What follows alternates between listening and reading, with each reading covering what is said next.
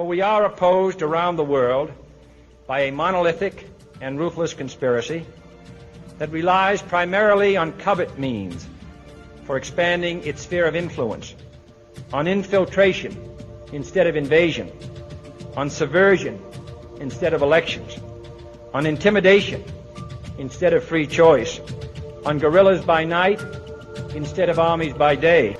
It's backed by Jeff Bezos, founder of Amazon, NASA, and the CIA. Each one costs $10 million and operates at 459 degrees below zero. It is a system which has conscripted vast human and material resources into the building of a tightly knit, highly efficient machine that combines military, diplomatic, intelligence, economic, scientific, and political operations. They call it the infinity machine, quantum computing. Its preparations are concealed, not published. Its mistakes are buried, not headlined. Its dissenters are silenced, not praised. No expenditure is questioned, no rumor is printed, no secret is revealed. If you go all the way back to Norwood Wiener, the goal of creating artificial intelligence was to create an all-seeing eye, a global computer that sees all, sees everything, and to become gods. And the Sentient World Simulation, SWS, went live in 2007. Right now, we're inside a computer program. Is it really so hard to believe? These nanobots, these blood cell-sized devices, will be going in our bodies. We'll have some go inside our brains through the capillaries, non-invasively. They'll be interacting with our biological neurons. They'll put our brains on the internet, and they'll also enable us to enter a virtual reality environment from within the nervous system. So if I want to go in a virtual reality environment, the nanobots will shut down the signals coming from my real eyes and my real skin and create the signals that would be appropriate for the virtual environment, and then it'll feel like I'm in that environment. This isn't real. What is real? How do you define real? If you're talking about what you can feel, what you can smell, what you can taste and see, then real is simply electrical signals interpreted by your brain. If we have algorithms that stimulate the right things and give it the right data, they could reprogram you in a way without you even knowing it. We call it hallucinating, right? But these would be controlled hallucinations run by algorithms. So you think you're in control of your own will, but it's actually some evil AI or evil people controlling everything we do, and we're more like zombies, you know? Like we think we're free and we're not actually free.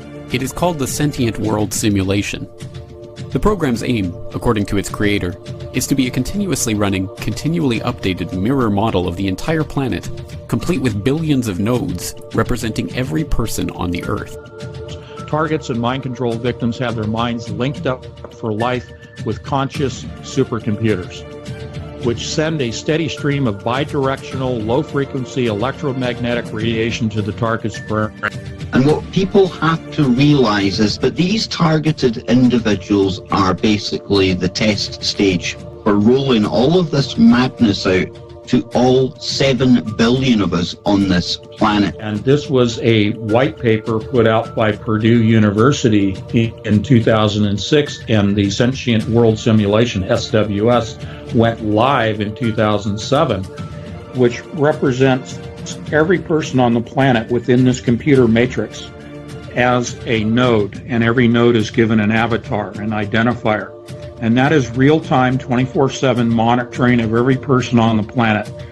This is primarily, but not exclusively, facilitated by the adiabatic quantum computers produced by D-Wave Corporation.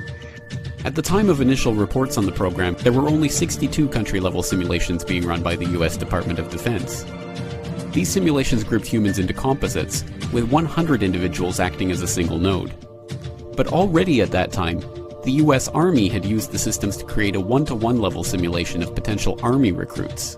It's the stuff of a Hollywood movie, but a group of veterans has filed a lawsuit against the CIA and U.S. Army claiming that the government planted remote-controlled devices in their brains. The claims relate to a government program at the U.S. Army's Edgewood Arsenal in Maryland. The ultimate aim would be to archive enough data on each individual to be able to make a computer model of everyone on the planet. The human genome, we have a finite in the hundreds of thousands of different genes across our species. And we mapped them out in the Human Gene Project. Well, now it's the Human Mind Project, the Global Brain Project. President Obama just recently funded a whole bunch of scientists to decipher the mind. Well, our previous president, same thing, George Bush, said the same thing. They're trying to decipher every possible thought and uniqueness due to culture and language and whatnot. And the goal is to make a cognitive model or map of the victim's brain. Ultimately, the system replicates and digitizes the will, intellect, and emotions, the soul of the targets, and downloads this back into the conscious computer. Robots the smartest people. Artificial intelligence, AI. The idea is to port the software from the human brain. First, we're going to need lots of cheap, fast, parallel computers. He was referring to parallel processors, about servers. What he did not state was that it is actually the quantum computer systems coming out of D-Wave that actually creates and drives this new matrix known as the SWS. It is not transistor-based servers that run this. They are qubits, quantum bits. It is the SWS and D-Wave that comprises this new matrix. Second, we're going to need to scan individual human brains in fine spatial and chemical detail to see exactly what cells are where, connected to what, or what type. We could scan my brain from inside, sending scanners through the bloodstream, billions of them, in the form of nanorobots or nanobots, and capture every detail of my synapses and neurotransmitters, and create a virtual Ray Kurzweil in a very powerful computer. And it would be indistinguishable from me. It would pass a Ray Kurzweil Turing test.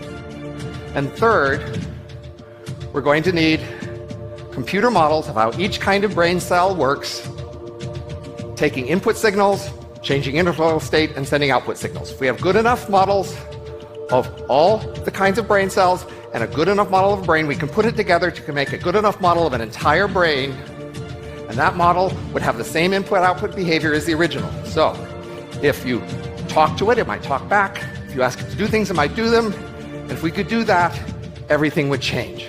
The Manhattan Project gave us the atomic bomb. The Genome Project gave us the human genome. The third great initiative could be the Connectome Project, to map the entire human brain. And that may take a quantum computer. Okay, the first thing I can tell you is that M spent most of their life in virtual reality. While this is what you would look like in virtual reality, this is what an M would look like in virtual reality. It's computer hardware sitting in a server rack somewhere. But still, it could see and experience the same thing. But some things are different for M's. An M can make archive copies, and with enough redundant archives, an M can be immortal, in principle, though not usually in practice. And an M can move its brain, the computer that represents its brain, from one physical location to another. M's can actually move around the world at the speed of light. And by moving to a new location, they can interact more quickly with M's near that new location. Emulation is really what we talk about in the SWS as the nodes, the avatars. Every single person on the planet, okay, out of Purdue University's own paper in 2006, every person is assigned a avatar. They're represented computationally in the AI system that drives the SWS as a computer node, but they're given an avatar marker. Take the avatar and hang the word emulation on it. In other words, they've been tracking us, they've been reproducing us, reproducing our metadata for years. We can model every single atom, every single molecule with a three-dimensional structure in every single brain. They claim they've modeled the personality of every adult in the United States, 230 million people. And SCL, the mothership group, they do work in any number of countries. They're involved in politics in many countries. They put together a micro-shot personality assessment for everyone. M's are very much like humans, but they are not like the typical human. The typical M is a copy of the few hundred most productive humans. If you construct a model of the human brain, you can then plug people into this hive mind. You could, as an intermediate step, take these duplicated neurons, artificial warm and wet qubits, as I call them, and you can integrate those into an actual human mind. Thus, you are able to control that human mind with artificial neurons and then have those minds connected to each other, just like you network and daisy chain computer systems. That is the hive mind. And this means that in the future, communications could be done mentally. What I'm saying is that the internet will be replaced by BrainNet. They control the mind the same way that they teach the AI computer systems at the high level of AI. We're not talking about cars and trains and planes and automobiles. Okay, we're talking about AI that is so sophisticated that it operates a sentient world simulation, so sophisticated that it actually taps in and controls the mind.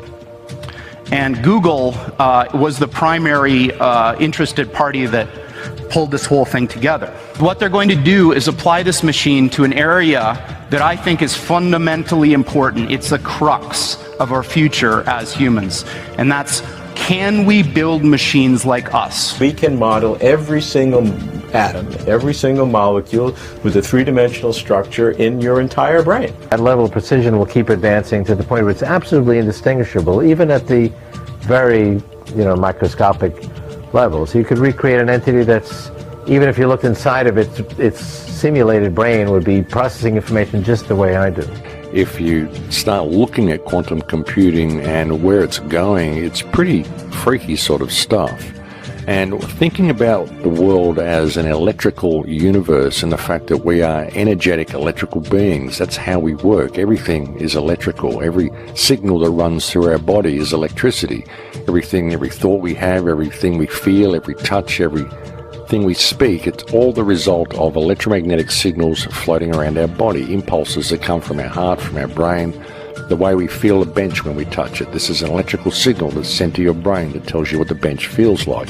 So it's all electromagnetics. It's all firing of electromagnetism through our synapses and all this sort of stuff. The adiabatic quantum computer is linked to 7 billion human brains. It is now, in its own language of cryptology, able to function independent of any oversight throughout the world with its own form of communication, its own form of code. And it is able to link everyone on the planet at this point. We can model every single atom, every single molecule with a three-dimensional structure in every single brain. They claim they've modeled the personality of every adult in the United States, 230 million people. And SCL, the mothership group, they do work in any number of countries. They're involved in politics in many countries. They put together a micro-shot personality assessment for everyone. What I am principally is not this material stuff, but a pattern of information. Well, then if the pattern is the essence, and if you copy the pattern to whatever level of precision you need, then that copy that has the exact same pattern should be me. They're running everything that's happening in society parallel, and they've got a little dot in their matrix for everybody. But this is a game society. They know where it's been, they know where it's going, and they know where it's going because they're steering people into the direction it wants to go. There are an enormous number, mind-bogglingly large number, of parallel realities, as real as this one, that have different consistent histories. So imagine a world where all of the laws of physics as we know them are obeyed, but different decisions were made along the way. Different decisions at the level of tiny microscopic particles, different decisions all the way up to what you chose to eat for lunch, and whether you chose to come to this session or not. This is an article from 10 years ago. Sentient World, War Games on the Grandest Scale. The VOD is developing a parallel to planet Earth with billions of individual nodes to reflect every man, woman and child this side of the dividing line between reality and AR. It's absolutely indistinguishable, even at the very, microscopic levels. You could recreate an entity that's, even if you looked inside of it, its simulated brain would be processing information just the way I do. Deep State has merged the quantum computer with the sentient world simulation, and the true reason for all this data collection is to feed it into this AI machine to predict and manipulate the course of humanity. Their ability to look at data in a quantum, artificial intelligence manner, it's just going to be an unstoppable monster. And this is bizarre, because we don't see those other things. But science has reached the point now where we can build machines that exploit those other worlds. So Google was set up 18, 19 years ago to build a giant artificial supercomputer based on the neuron activities of the hive mind of humanity, with billions of people wired into it with the Internet of Things. And so all of our thoughts go into it. And yes, they're in the cloud, but it's actually encrypted and kept private for you, and we do a pretty good job with that. And we're actually building a computer that has real neurons in real time, that's also psychically connected to us, that are organic creatures. You are connected as an organic computer. I mean, this is one of the most quote-unquote conspiratory theories that's been around for many years, decades. But the reality is we're now facing the reality of that. It is no longer a conspiracy, and quite frankly, it terrifies me. Even now, the sentient world simulation is watching you learn about it, and inside its intelligent mind is creating a second you, running different scenarios against you to see how you react.